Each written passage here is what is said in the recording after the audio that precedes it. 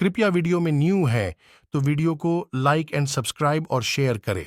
संजय कहते हैं, महाराज, यद्यपि कौरव योद्धा युद्ध से पीछे न हटने वाले शूरवीर थे और विजय के लिए पूरा प्रयत्न कर रहे थे, तो भी उनके देखते देखते अर्जुन ने गांडीव धनुष से उनके संकल्प को व्यर्थ कर दिया। जैसे बादल पानी की धारा गिराता है, उसी प्रकार वे बाणों की वर्षा करते दिखाई देते थे। उन बाणों का स्पर्श इंद्र के वज्र की भांति कठोर था। वे बाण असह्य एवं महान शक्तिशाली थे। भरत श्रेष्ठ, किरीटधारी अर्जुन की मार खाकर वह बची हुई सेना आपके पुत्र के देखते देखते रणभूमि से भाग चली। कुछ लोग अपने पिता और भाइयों को छोड़कर भागे तो दूसरे लोग मित्रों को। कितने ही रथों के घोड़े मारे गए थे और कितनों के सारथी। प्रजानाथ, किन्हीं के रथों के जुए, धुरे, पहिए और हरसे भी टूट गए थे। दूसरे योद्धाओं के बाण नष्ट हो गए और अन्य योद्धा अर्जुन के बाणों से पीड़ित हो गए। कुछ लोग घायल न होने पर भी भय से पीड़ित हो एक साथ ही भागने लगे और कुछ लोग अधिकांश बंधु बांधवों के मारे जाने पर पुत्रों को साथ लेकर भागे। नर व्याघ्र, कोई पिता को पुकारते थे, कोई सहायकों को। प्रजानाथ, कुछ लोग अपने भाई बंधुओं और सगे संबंधियों को जहां के तहां छोड़कर भाग गए। बहुत से महारथी पार्थ के बाणों से अत्यंत घायल हो मूर्छित हो रहे थे। अर्जुन के बाणों से आहत हो कितने ही मनुष्य रणभूमि में ही पड़े पड़े उच्छ्वास लेते दिखाई देते थे। उन्हें दूसरे लोग अपने रथ पर बिठाकर घड़ी दो घड़ी आश्वासन दे स्वयं भी विश्राम करके प्यास बुझाकर पुनः युद्ध के लिए जाते थे। रणभूमि में उन्मत्त होकर लड़ने वाले कितने ही युद्धाभिलाषी उन घायलों को वैसे ही छोड़कर आपके पुत्र की आज्ञा का पालन करते हुए पुनः युद्ध के लिए चल देते थे।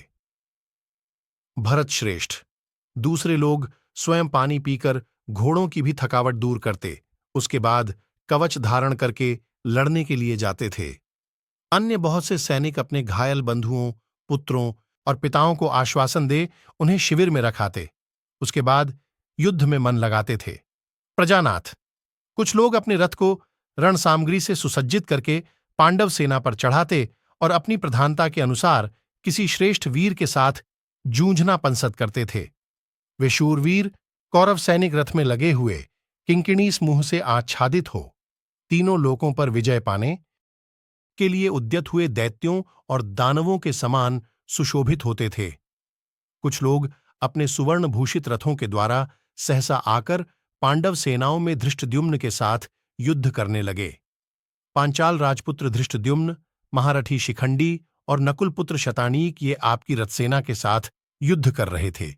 तदनंतर आपके सैनिकों का वध करने के लिए उद्यत हो विशाल सेना से घिरे हुए धृष्टद्युम्न ने अत्यंत क्रोधपूर्वक आक्रमण किया। नरेश्वर, भरतनंदन, उस समय आपके पुत्र ने आक्रमण करने वाले धृष्टद्युम्न पर बहुत से बाण समूहों का प्रहार किया। राजन, आपके धनुर्धर पुत्र ने बहुत से नाराज, अर्धनाराज, शीघ्रकारी वत्सदंत और कारीगर द्वारा साफ किए हुए बाणों से धृष्टद्युम्न के चारों घोड़ों को मारकर उसकी दोनों भुजाओं और छाती में भी चोट पहुंचाई।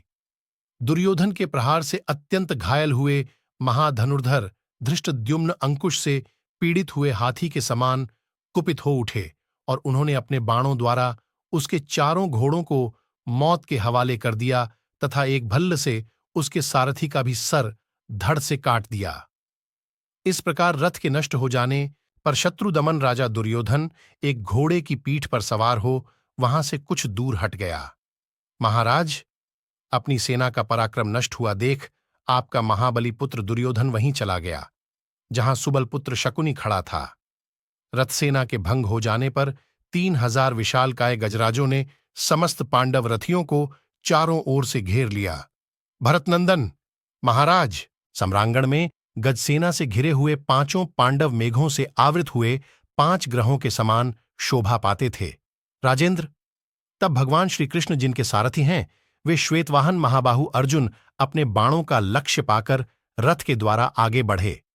उन्हें चारों ओर से पर्वताकार हाथियों ने घेर रखा था। वे तीखी धार वाले निर्मल नाराजों द्वारा उस गजसेना के साथ युद्ध करने लगे। वहां हमने देखा कि सव्यसाची अर्जुन के एक ही बाण की चोट खाकर बड़े बड़े हाथियों के शरीर विदीर्ण होकर गिर गए हैं और लगातार गिराए जा रहे हैं। मतवाले हाथी के समान पराक्रमी बलवान भीमसेन उन गजराजों को आते देख तुरंत ही रथ से कूदकर हाथ में विशाल गदा लिए दंडधारी यमराज के समान उन पर टूट पड़े। पांडव महारथी भीमसेन को गदा उठाए देख आपके सैनिक भय से थर्रा उठे और मलमूत्र करने लगे। भीमसेन के गदा हाथ में लेते ही सारी कौरव सेना उद्विग्न हो उठी। हमने देखा भीमसेन की गदा से उन धूलि धूसर पर्वताकार हाथियों के कुंभस्थल फट गए हैं और वे इधर उधर भाग रहे हैं। भीमसेन की गदा से घायल हो वे हाथी भाग चले और आर्तनाद करके पंख कटे हुए पर्वतों के समान पृथ्वी पर गिर पड़े। कुंभस्थल फट जाने के कारण इधर उधर भागते और गिरते हुए बहुत से हाथियों को देखकर आपके सैनिक संत्रस्त हो उठे। युधिष्ठिर तथा माद्री कुमार पांडुपुत्र नकुल सहदेव भी अत्यंत कुपित हो गीध की पांखों से युक्त पैने बाणों द्वारा उन हाथियों को यमलोक भेजने लगे। उधर धृष्टद्युम्न ने सम्रांगण में राजा दुर्योधन को पराजित कर दिया था। महाराज, जब आपका पुत्र घोड़े की पीठ पर सवार हो वहां से भाग गया, तब समस्त पांडवों को हाथियों से घिरा हुआ देखकर धृष्टद्युम्न ने सहसा उस गजसेना पर धावा किया।